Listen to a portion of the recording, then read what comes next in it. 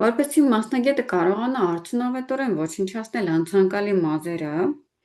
պետք է լիովին հասկանա բոլոր թաքնված մեխանիզմները, որոնք նպաստում են դրանց ձևավորմանն ու աճին։ Մազը ունի երկու հիմնական մաս՝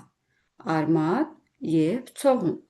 Արմատը գտնվում է մաշկի ներսում, իսկ ցողունը տեսանելի մասն է։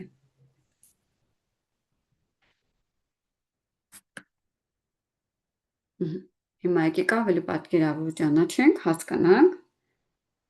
ցողունը երևացող հատվածում գտնվող մասն է, որին մենք ասում ենք մազ, և արմատը մաշկի ներսում գտնվող հատվածն է։ Մազը զարգանում է ֆոլիկուլում, իսկ ֆոլիկուլի կարևոր հատվածներից են պապիլան և մատրիցայի բջիջները։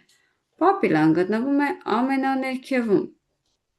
որը սնուցում է ստանում արյունատար անոթների, իսկ պապիլայի շուրջ գտնվում են մատրիցայի բջիջները։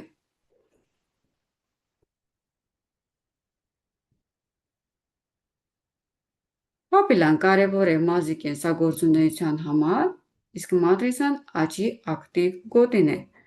Մազի ցողունը ունի 3 շերտ, այսինքն վերևում գտնվող հատվածը,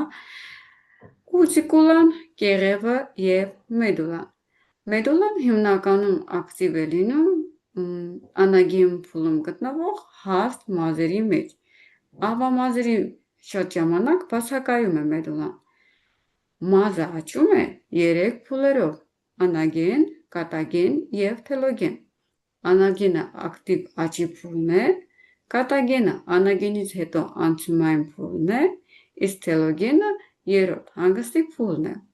Հիմնական նաև էկզոգեն, կենոգեն փուլեր, որոնք որոշ մասնագետներ ասում են, որ համարվում է նորից փուլեր մազի աճման։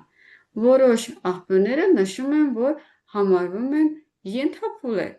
Դրանց մասին ավելի ուշ կծանոթանանք։ Շարունակելի